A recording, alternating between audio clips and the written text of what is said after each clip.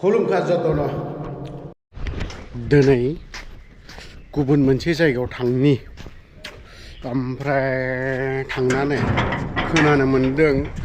सारमोनाबो सफैबाय बा माथो देन्जारफोरा सफैजोबना दंब्रा ओइ देन्जार दा बा देन्जारफोरा सफैजोबना दङ ओइ देन्जारफोर आइदै गावनि दरजा थां माथो गारि थां माथो दुल दुल दामल' होखायो दा हा फंबाय मा टाउननि मानसिफोरबाथाय लेट जायो टाउननि बर'खौलाय जतनो लेट होनखा ना मंखा ना लेट होनखा ना गामिनि मानसिफोरा थाब उन्दुयो फुङावबो थाब सिखारो बे टाउननि हरनि 11टा 12टाफ्रावसो उन्दुबाय आच्छा फुङावबो 8टानि सिगां सिखारनो रोङा रावबो 9टा गाहाम सिखारो माथो खालामनाय उफाय गैया फंबाय उफाय गैया दा जायखियानो जाया मानो बिदिनोसै जों माने उफाय गैया होननायानो जाहैबाय बाथ्रायाथ' मोनसे जायगायाव थांनो नागिरदों मा जायगायाव थांनो नागिरदोंसै जों दा जायगासो सहैब्लासो खोन्थानो हागोन फैलाव फोथाराव ना बां गार' भाषायावबा बां फोथार दुब्लि बां माने गुवार माने फैलाव फोथार आरोखि नङा होमबा फैलाव गुवार ओरैबो स्रां स्रां नुहुरनायखौ होना होमबा दाउदै रुटि ओंख्रि लोगोसे देन्जार बेनि मुङा जाहैबाय देन्जार आरो नै बेबो मा लाखोथाय जाखो बेनिया मा जाखो काटाला ना काटाला रुटि आलु भाजि बानलु बाथोन आब' ओंख्रि लाबो बा ओंख्रि बिनो गोरोंबाव माथो सोमोन्दो लाना मोजां बिनांगौ थाबथालाय बावदों ओंख्रि नांबावगौनो आब' बेनो ओंख्रिया एकदम गोदिखौ होनानै हो फ्रियाव मोननायनि दाथि फिसा जानांगौ बिदि माखौ ओंख्रिया ओरैनो फ्रियावसो मोनबाय मानो फ्रि होयो जेनेबा रुटिजों लोगोसे ओंख्रिखौ बेनो एकदम आलु बे सामब्राखौसो होफैनांगौमोन सामब्रा गैया माबा खुमब्रा थाइबें मिक्सार गरम बोथोर बाबुनोलाय नांनाय ना नांले बाबु बे दाउदैयाखौनो गांलाबबानो जाखादों नै दाउदैयाखौ गांलाबबानो जाखादों ओंख्रियाखौनो डाबल लादोंब्रा नोंलाय फ्रियाव मोनदों नालाय ओंखायनो होथारदों जानाया एबारना फैसा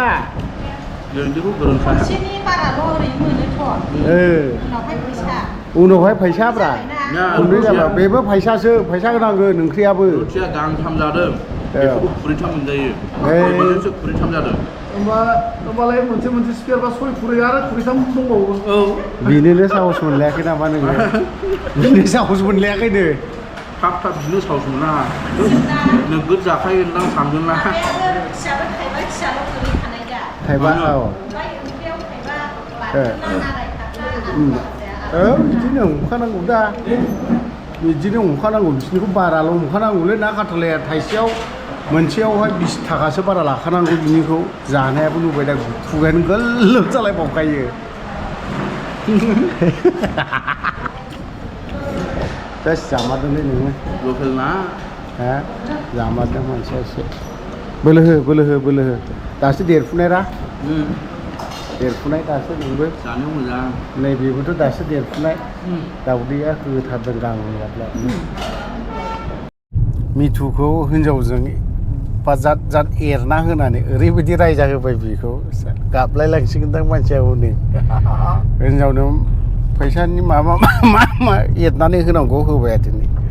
गाबबाय थासिगोन बे एबाराव गाबबाय था नोङो गाबबावसिगोनसो दा बे मा खोथा बुंनानै सिरि दोनगोन बे बाजैखौ बेसो नै मानसिया जाबायदि खोथा बुंनो रोंगौ बियो दा बुंनाया दा दसेल' जोंनो सिरि दोनगोन दान्दिसे फाग्ला बुंगोन बबे ओरैबायदि बुरखायना दोनखागोन दा बेयो लिरगिरि मानसि बबे गोथौनि मा बाथ्रा बयननि बे दा सिरि थाखानांगोन आरो हिनजावा खनसेनो डेन्जार दा लिरगिरि बेबो लिरगिरिसो जाहैबाय लिरगिरिफोरा बेलेगलै खन्थाइगिरि आरो ओमफ्राय हरनि 12थायावसो उन्दुयो दे बिसोरो बे समाव उन्दुआ बे समावसो बयना फैयोना बे समावसो बिसोर खर'आव खामानि होयोब्रा खामानिया होयो दा ओमफ्राय दा जोंनि साहा लोंग्राया दाहाय बावनो लोंलांसैलै मादैनाव सफैलायलायबाय आरोबाव हनै माखासे मिनि हरगासिनो दं आरो सोर दङ जुबिराज सार दङ थांनि दसे खाथियाव नुजाहैनि बे सानैया नै सिगां सान्दुं गोसायाव माथो थिख'ख'नो दंजोबो दुखु मोननानै जों प्रेसार होदों जों गाबख्रावदों जों बुंदों सोंखारिलायनाय जादों दिनै जोंहा पार्मानेन्ट मोनसे सेमिट्रि गैया सम फैगौ सेप्तेम्बरनि 14 थारिखआव जोंहा पार्मानेन्ट जायगा गैया अबेबा बिदिनो दुब्लि बारि फोथारावहाय फिसा जोङो प्रग्राम खालामनानै जों खुलुमनांगौ गोनां जायो बेनिखायनो इउपिपिएल सरकारा एमएसआव लिरखानाय मोनसे एनेक्साराव होखानाय बायदिनो बाक्सा जिल्लानि सिङाव थानाय सालबारिनि आन्दाराव थानाय रुपुमिनि सानजा साम' हाथायाव 300 बिघा हा जिहेतु जोंनि बनगाव समस्थियावनो जादों बिथांमोननि डिस्ट्रिक्टनि रिसाफोर प्रग्रामा थ' बिथांमोना आंखौ बेहाय आलासि हिसाबै लेंहरदों आं नुजाफैनो मोन्दों नुजाफैनानै आङो जोबोद गोजोननाय मोन्दों गावखौनो गाव गोबांथार समस्या थाबाय बिथांमोनाव जिहेतु बर' जाथिनि मोनसे समनि गोख्रों आन्दलनकारि गोबाव सम 29 बोसोर आन्दलन खालामना फैनाय थ' बिथांमोना दिनैसिमबो सोरबा जेल सिङाव दङ बिथांमोननिनो फाउन्डार मानगोनां बिदा गिदिर रन्जन एमएलए दिनैसिम जेल जानानै दं कारागन्द जानानै दङ थ' बिथांमोननि सिन्ताधाराया जोबोद मोजां आरो थांखिया जोबोद मोजां जाहाथे जोङो जिहेतु आन्दलनकारि जाबाय जोंनि थाखाय मोनसे रिहेबिलिटेसन जिनिसा जोंनाव थानांगौ बिथांमोना बेखौ खावलायदों जोंनि बिटिसि सरकारनिफ्राय आरो बेखौ बे मेसेजखौ जोङो आङो निस्सय हाग्रामा सारनो आं हैखागोन आरो बिथांमोननि साननाय बिथांमोननि थांखिया जाफुंसारनांगौ मानो होनोबा बिथांमोना गोबाव सम बर' जाथिनि थाखाय आन्दलन खालामबोबाय थ' बिनि थाखाय दिनै गोबांनो गोग्लैसोनानै दङ बिथांमोननि गेजेराव थ' बिथांमोननि गोग्लैसोनायखौ जों गोजौआव लाबोनांगौ मोजाङाव लाबोनांगौ जों बिटिसि सरकारनिफ्राय बा आसाम गभर्नमेन्टनिफ्राय जों बेखौ नाजागोन आरो आङो सासे एमसिएलए जानानै जोङो बिटिसि सरकारनिफ्राय आं बेखौ एपिल खालामगोन मानगोनां हाग्रामा सारनिसिम आरो बिथांमोननिफ्रायबो सासे एनडिएफबिनिफ्राय इएम दंखायो जोंनाव प्रेस मुसाहारि दा बिथांनिसिमबो जों खावलायगोन जाहाथे बिथांमोना जिहेतु मोनसे समाव नोंथाङाबो एनडिएफबिमोन गतिके समस्याफोरखौ जों सल्युसन खालामलांनांगौ नङाबा जेंना जानानै थायोबा गोबांथार खस्थ' मोनो आरो खहा जायो बिथांमोना जिहेतु जाथिनि थाखायसो सेक्रिफाइस खालामो निस्सय समाधान जानांगौ सल्भ जानांगौ सुइस अफ जाया मबाइला जानला मोनला आङो सुइस अफ जाया मा मबाइल सुइस अफ जागोन नामा मा मोनजाखो मा मोनलोंखो दुनियानि माबा जोबसो हरै जाग्राफोरखौ खोन्थाहैनि नै इउनाइटेड प्रग्रामखौ सेरबेंगा दै जानाया माथो बेलेग रोखोम गैया मेगन थेगन थनजोब्बायलै नोंनिया नै माबा आखाइलाय मा लादों माथो बक्सिं सौगोनथां माथां बक्सिं होगोनथां माथां माने हमथुमलायना लानानै दङ आखाइखौ बानलुआबो नोगोद जाखायो माथो बिलाय धोस नुबाय दा केमेराखौ एसे गोजानाव ला मानसिया जेरै अन्थाव नाम जेरै साइज गोनां नानेखा बाफबजोब्बाय मोखाङा हनै बाथ्राफ्राबो आंना बिराद मुल्य गोनां माने आखाइथ' ओरै मा लादों नों मुथुनानै बेलाय आंनि खोथा ना नोंनि खोथा संख्रिखौ मुथुना लादों मा लादों What is this लाइफआव बानलुखौनो जाजोबदों न' बानलुआ अमा बेदराखौ दरनैल' जाबावदों बुहुमनि एनडिएफबिनि मादाव मा जाय एनडिएफबिया दिनैहाय दासिमबो गोथां गावनि एक्जिस्टिं आं रायजोनि मावदोंमोन होननानै बुंना लाया सासे रिप्रेजेन्टेटिभ अफ द बर' पिपोलनि सासे दायथ' लानानै दं बेखौ सोर मिन्थियो सोरबा सोंदों न' वान दिनैबो एसे गोरासिन जादोंलै नोंनि रावा बेबायदि सफिस्टिकेटेड एन्ड डिप्ल'मेटिक राव गोरा जादोंलै नोंनि रावा supercalifragilisticexpialidocious is a very wonderful and so many these things and that होननानै बुङो बेखौ बोरै बुजाङो इट्स एडभान्स इंलिश देन्जारलै नोङो बा नों खयथा school I feel very discombobulation whenever if somebody people नों आफादा थाङि सिगां खयथा स्कुल सोलाया 7टा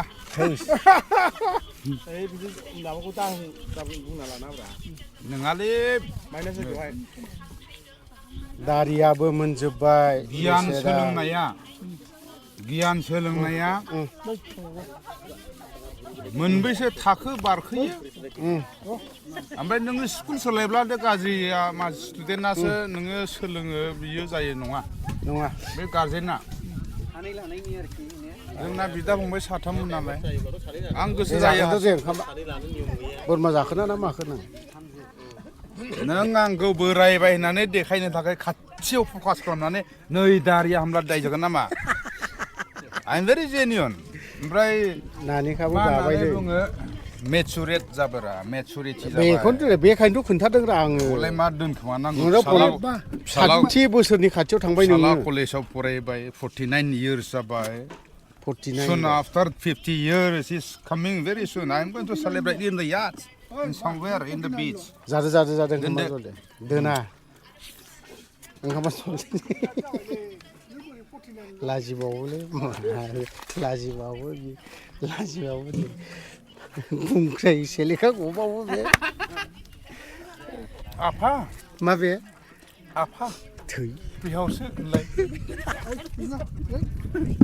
उन सिगां खेबस'थारनायलाय बेखौ दिनैहाय आलजेरियाव थाङो ना पाकिस्तान ना उजबेकिस्तान तार्कमेनिस्तान ना Kazakhstan United state of America गोदोहाय इउनियन सभियेट रिपाब्लिक अफ माबा होननानै बुङो USSR वान अफ द सुपार पावार रासियाखौ गोदोहाय सोर खालामा नों बिदिसिमबो मोनथिबावो ओइ जाखांबाय ना जाखायाखै बा नासु अयथासार बेदर जाखावग्रा नुखायो नै हा आच्छा मा जाखो अमा बोरमा ना अमा बोरमा ओमफ्राय ना ओमफ्राय सासेयालाय आंनाबो बेनो अमा बोरमा ना ओमफ्राय पनिर आलु इस्कुस लाब्रा थिगानो जादों लाब्राखौ गोथाव मोनदों संग्राफ्राबो बिदाय लासिगोन ना जायगानि गोजा नामा संग्राफ्रा जायगानि नामा संग्राया जायखिजाया संग्राया बिराद गोथाव जादों मा बियो बोरमा बेदर आग्लायबावबायलै नै ओमफ्राय नै लाब्रा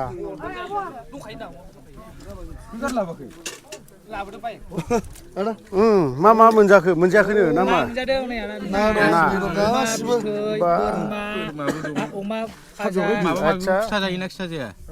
ओमफ्राय लोंग्राफोर गैया एकदम लोंथारा एकदम निसितखा बिसोरो लोंग्रा नंखाया मानसिखौथ' लोङि साइस नुखायो मानसिफोरखौ मैथा सयाबिन थिगानो ओमफ्राय बाजै हा मा लानाङामोन दय नोंनो लानो थिनबाय थाबाय नालाय आं लानो थिनाखै गयाखौ जि गोथाव जाबायसो बहा मोनजाखौ गया आं बेयावसो होदों हाब आंबो जागौ गया गैला औ लाबोदो रा दे बाजै थै गाव हारसिं माबे